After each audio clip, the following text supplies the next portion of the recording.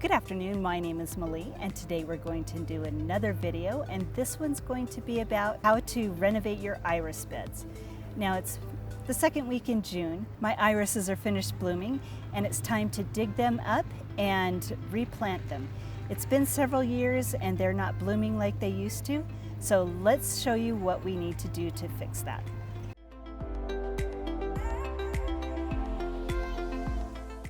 So right here I have an iris bed that has been in the ground for approximately 6 years without being dug up. We used to get hundreds of blooms on this, and now it's starting to die out, and we only got one stalk of blooms this year. So it's time to dig it up. Now the tools that I have, I have a shovel, I have my pickaxe, we have some fertilizer because I'm going to need to fertilize them a little bit after I dig them out.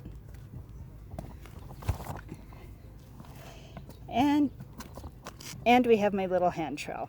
So let me show you several different ways that you can go about digging up irises.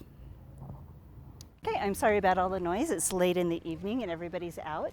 But I wanted to show you several different ways to dig out iris. Now the easiest way can happen when you have nice, loose, wet soil. It's rained a lot. I think these might come out if I just pull them. So let's try this one.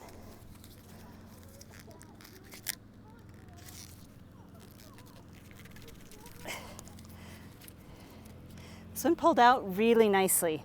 And look at this rhizome. Irises grow with rhizomes. You can see the roots at the bottom. This part has rotted a little bit, so I'll cut that one off. And then you can see how the iris leaves grow right out of the rhizome.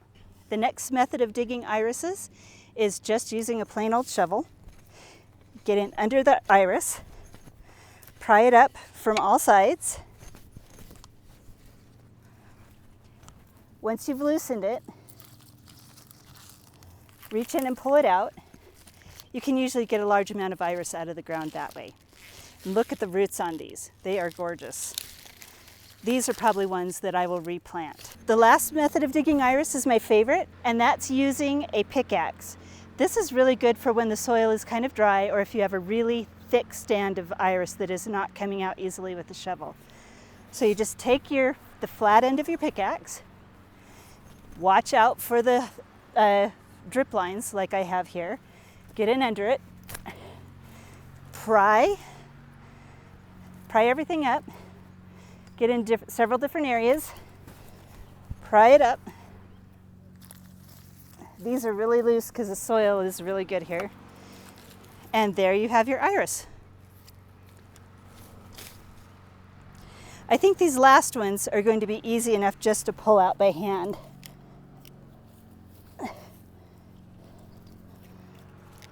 Another kind of rotted out rhizome that we're going to have to cut up.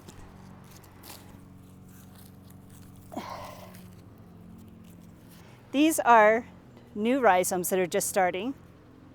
These would be good to put in the ground, and look at the healthy roots on that one. These will start new rhizomes and get you a new patch going really well. I'm going to show you how to replant your stand of iris, and this will rejuvenate the bed. By next year, we'll get a really healthy patch of iris, and in a couple years, it'll be fully mature and producing beautifully. So now, because we have removed some of the roots, what we're going to do is we're going to cut the iris stand back to about 6 inches tall. So I'm going to take my pruners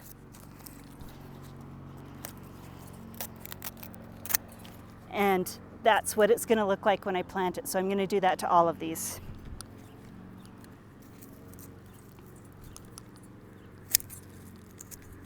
And the groups of leaves are called fans. So you really only need to plant one fan at a time, but this one's connected to one rhizome with gorgeous roots, so I'm going to keep both of these. So we've cut back our fans. We have several of them. It doesn't matter how many you put in. I'm just going to put in several of them. Actually, probably going to get rid of some of these because this is a little too many. I'm going to take this area and throw in some fertilizer. Now, I don't generally fertilize my irises too much, but when I plant a new stand, I work in a good amount of fertilizer. They're not heavy feeders. They don't need a lot of water. There's one thing that they do need though, and I'm going to show you really quickly here.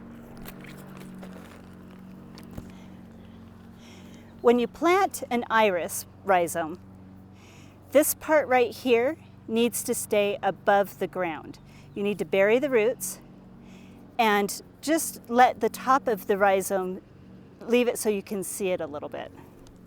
So we're just going to dig a little hole here. Make sure all the roots are buried.